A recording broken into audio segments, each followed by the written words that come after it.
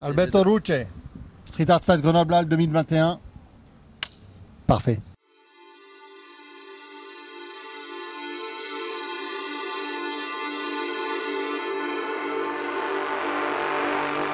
Si tu peux te présenter en quelques mots, vu que tu parles français parfaitement. C'est Alberto Rucce. Voilà, je suis italien, je suis né en Sicile et je suis un peintre muraliste. Est-ce que tu peux nous expliquer un peu à la fois ta technique et l'œuvre que tu vas nous réaliser ou que tu es en train de réaliser à Grenoble? La technique, je peins quasiment qu'à la spray parce que c'est une habitude que j'ai depuis toujours. J'ai commencé à peindre avec la spray. Donc voilà, c'est encore mon moyen principal. Et je m'ai bien changé d'ailleurs. Mais c'est difficile. Pour passer à l'acrylique, au pinceau? Pour passer à l'acrylique, à l'airless et encore voilà, des peintures plus écologiques. Mais bon, c'est difficile de sortir de sa zone de confort à chaque fois. Mais voilà, pour l'instant, encore, je suis très attaché à l'aspect. Pour cette œuvre-là, c'est un portrait. La technique, justement, pour revenir sur la technique que j'utilise, c'est très voilé. Elle est très transparente, on peut dire. Du graffiti transparent, c'est comme ça que je l'appelle. C'est une technique que j'ai abordée vers les 2013-2012. J'ai commencé à faire des études sur les contrastes, la transparence, la perception aussi qu'il y a à l'œil humain de voir une image, le moment où on le voit et tout de suite le moment où on ne le voit pas. C'est cette limite c'est vraiment dans cette limite que j'aime bien explorer toute ma recherche. Après, j'ai été aussi pas mal influencé par le minimalisme. Les peintres russes qui, à l'époque, effaçaient les toiles qu'ils avaient peintes pour faire un changement et les peigner en blanc. Mais ça restait une vibration dedans et tout ce discours, je trouvais très intéressant. Je voulais le reprendre, me le rapproprier et le transporter sur le mur. Et là, pour le coup, c'est vraiment 100% mon travail d'atelier transporté sur le mur. Normalement, c'est le contraire. Je transporte mon travail du mur en atelier. Là, c'est vraiment un travail que je fais en atelier sur la recherche des couleurs, etc. Et je le transporte sur le mur. Donc à chaque fois, c'est sur des finesses de ton ou il y a aussi des fois où tu fais vraiment des choses avec du contraste? La plupart des fois, c'est vraiment ça en fait. Je pense que c'est une étude qui ça prend énormément du temps. Au départ, je croyais que c'était du temps sur le temps et basta. Et après, je me suis rendu compte que ta palette peut s'élargir quand même en restant sur des tons très serrés. Ouais. Donc, enfin, j'essaie d'étudier plus tout ça. En fait. Là, ce qui me paraît difficile, c'est qu'avec ce niveau de finesse que tu as, comment est-ce que tu n'es pas obligé de faire tes propres peintures, tu vois, de rajouter sur du gris, juste un tout petit peu plus noir pour arriver à monter en contraste très très très légèrement, plus légèrement qu'on peut le faire avec des bombes où la couleur est déjà définie. Oui, après il y a toujours des secrets qui, okay. Bien sûr. Mais à l'époque d'aujourd'hui, on est 2021, il y a tellement de bombes, tellement de peintures, l'évolution vraiment technique dans la peinture, ça te permet d'avoir vraiment une belle variation de tonalités. Après, moi, je stresse beaucoup mes sprays. Je le demande beaucoup pour arriver à des tonalités vraiment très très proches et tout. Et après aussi, il faut dire que je fais ça depuis que je suis petit. Donc, encore une fois, pour retourner à les vieilles habitudes, je la maîtrise. Tu maîtrises le sujet. Voilà. Bon, et puis avec après, je me prends la tête. Plus tu es loin, plus tu es près. Oui, c'est ça en fait. Et cette notion de perception, tu travailles forcément sur le flou avec ce niveau de technique. Si, tout à fait. Tu es obligé d'être sur des lignes qui émergent, mais pas qui sont tracées comme au dessin ou dans la bande dessinée. Oui, voilà, je ne commence pas vraiment par un traçage direct. J'en commence plutôt pour poser les grosses ombres ou les grosses masses de lumière, ça dépend des supports. En ces cas-là, j'en commençais en posant les grosses ombres mais il n'y a pas vraiment un dessin que je fais. Le trait, je le travaille en peignant et justement mettre l'accent où il faut et surtout où il ne faut pas.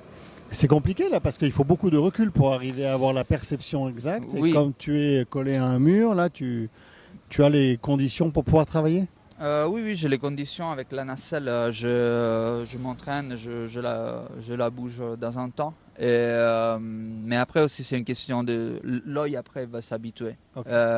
C'est la même chose qui font les gens qui observent mes toiles ou mes peintures. Au départ, ils disent ah bah tiens, il n'y a rien. C'est un mur blanc.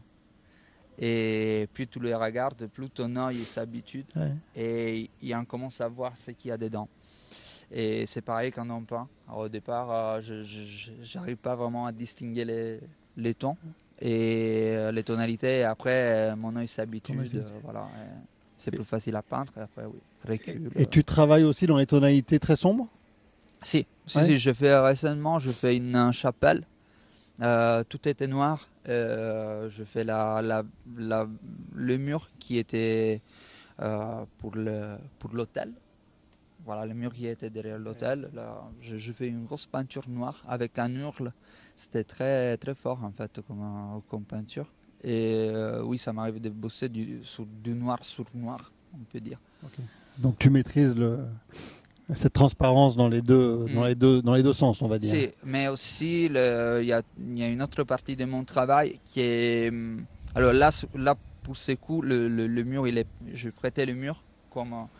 Dans le cas de la chapelle noire, c'est pareil, j'avais prêté le mur en noir. Mais normalement, mon travail, je le fais sur des murs bruts et je garde la peinture telle qu'elle est, la texture aussi telle qu'elle est, et je ne touche rien.